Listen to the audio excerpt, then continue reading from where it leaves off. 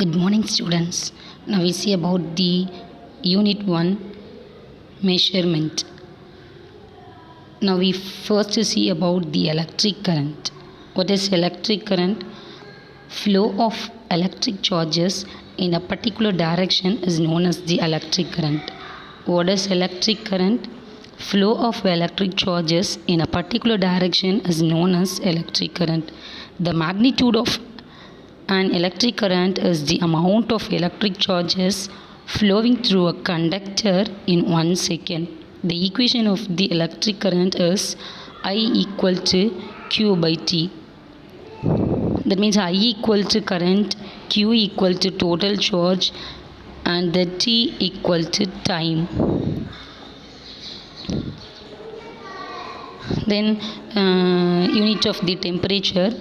SI unit of electric current is ampere and it is denoted as A.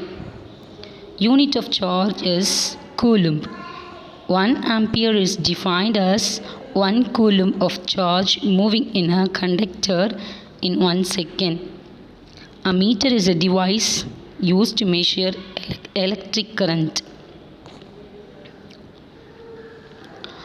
Amount of substance. Can you count the number of copper coins in the picture? Yes, there are 5 coins in the picture. Can you count the number of copper atoms in a coin? No. It is very difficult to count the number of atoms because the atoms are not visible. There is an indirect method to count the number of atoms or molecules in a substance in multiples of mole.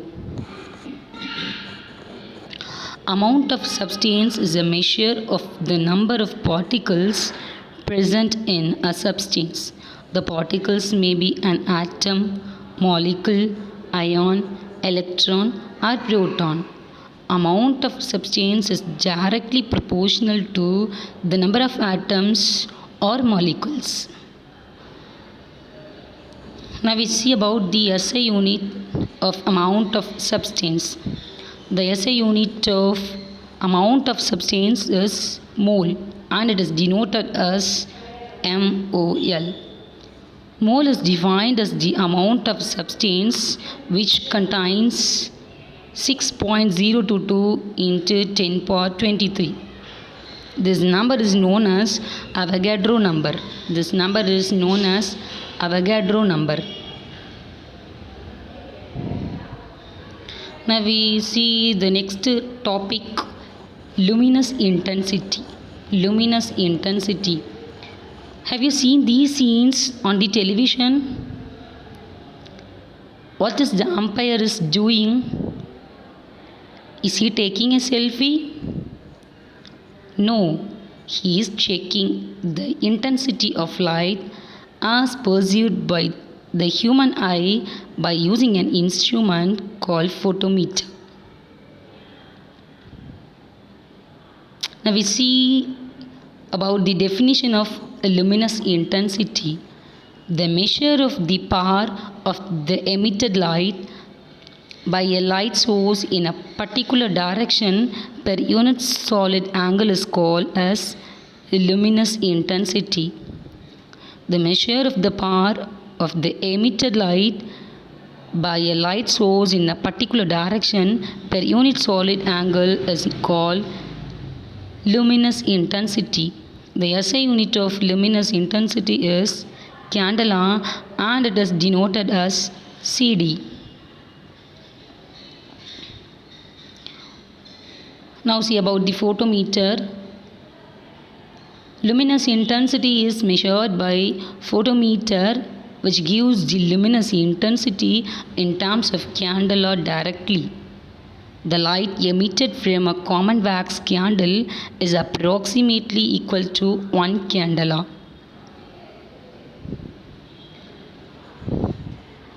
Now we see about the plane angle. It is the angle between the intersection of two straight lines or intersection of two planes. The SI unit of plane angle is radian and it is denoted as rad. The image explains you the intersection of two planes and the angle between the planes.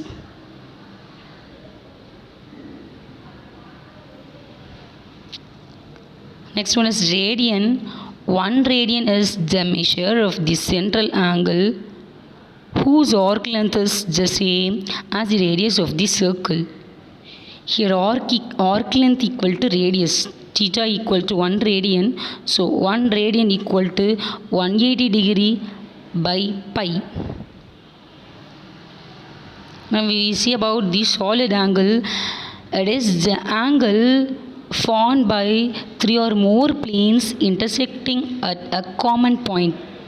It can be defined as angle formed at the vertex of the cone. Angle in the vertex of the cone that is given in the picture. The SI unit of the solid angle is steradian and that is denoted as SR. A definition of the solid angle. Steradian is the solid angle at the center of a sphere subtended by a portion whose surface area is equal to the square of its radius of the sphere. This picture explains you the subtended portion of the sphere, the surface area of the subtended portion and the radius of the sphere. Now we see the difference between the plane angle and the solid angle. Plane angle between the intersection of two lines or plane. Solid angle, in the solid angle, the angle is between the intersection of 3 or more planes at a common point. Plane angle is 2-dimensional and the solid angle is 3-dimensional. Unit of the plane angle is radian and the unit of the solid angle is steradian. These pictures shows the difference between the plane angle and the solid angle. Until 1995, plane angle and solid angle were classified under supplementary quantities. In 1995, they were shifted to derived quantities. Now we see about the clocks. Clocks are used to measure the time intervals. So many clocks were used from the ancient time. Scientists modified the clock's mechanism to obtain the accuracy.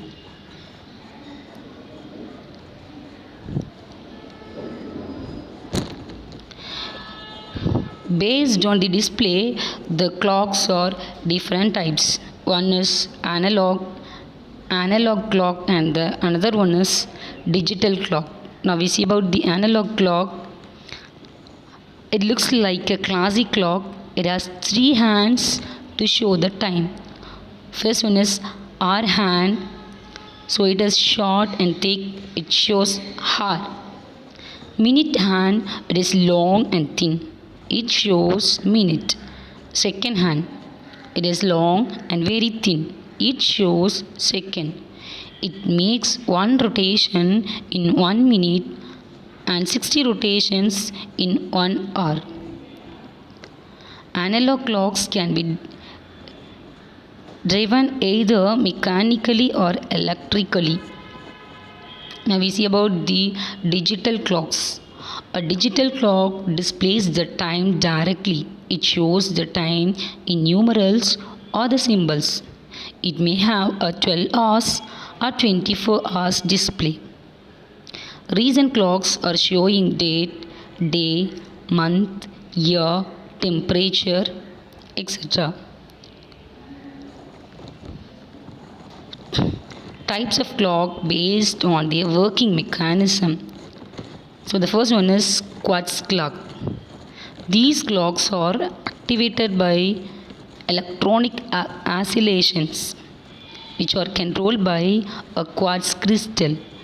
The frequency of a vibrating crystal is very precise, so the quartz clock is more accurate than the mechanical clock.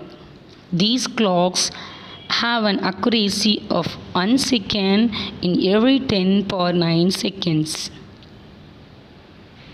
Now we see about the atomic clock. These clocks are making use of periodic vibrations occurring within the atom.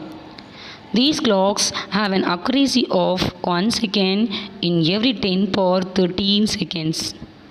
Atomic clocks are used in global positioning system, that means GPS, and the global navigation satellite system, GLONASS, and international time distribution services. The first atomic clock was developed in 1949 at the US National Bureau of Standards, but it was less accurate than the quartz clock. The first accurate atomic clock was built by Louis Eisen and Jack Penny in 1995 at the National Physics Laboratory in the United Kingdom. Now we see about the accuracy in measurements.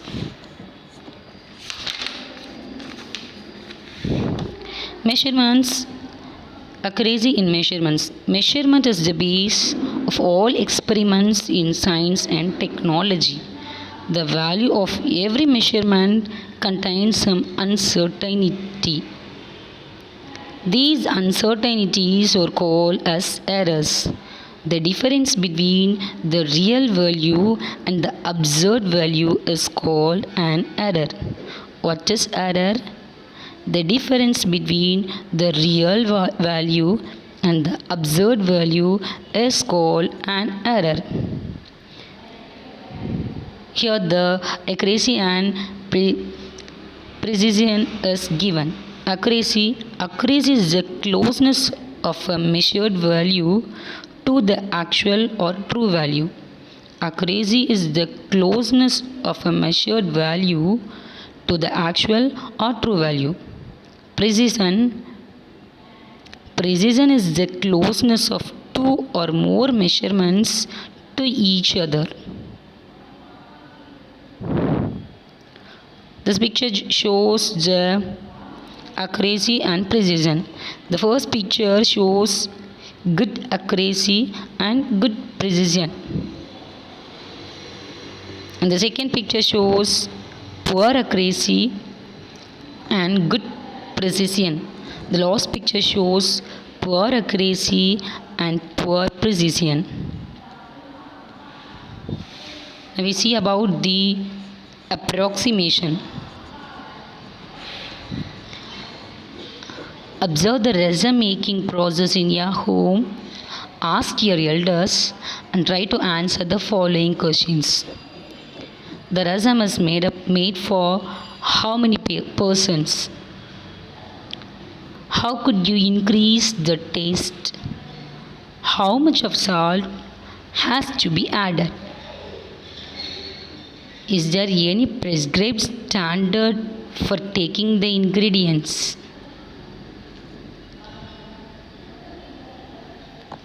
For all the among questions, look at answers exactly.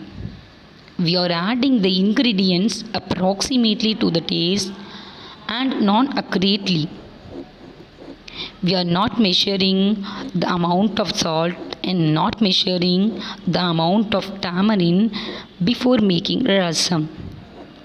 So we are not following any standard value for preparing the dish. We are following any approximation method for choosing ingredients. Definition of approximation. Approximation is the process of finding a number which is acceptably close to the exact value of the measurement of a physical quantity. It is an estimation of number obtained by rounding of a number to its nearest place value. When the data are inadequate, physicists are in need of an approximation to find the solution for problems. Approximations are usually based on certain assumptions having a scientific background, and they can be modified whenever accuracy is needed. Now we see about the rounding off. Already we see rounding off. Calculations are widely used in day-to-day life to do the calculations. The result given by a calculator has too many digits. Hence, the result containing more digits should be rounded off. The technique of rounding off is used in many areas of physics. Rules for rounding off. Decide which is the last digit to keep. Next one, leave it the same if the next digit is less than 5. Next, increase it by 1 if the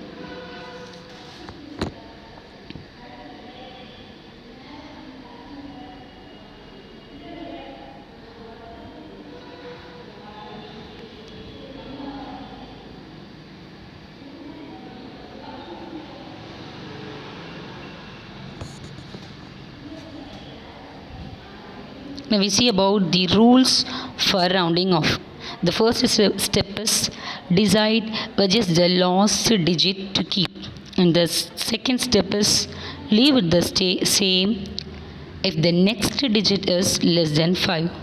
The last step is increase it by 1 if the next digit is 5 or greater than 5. Thank you, students.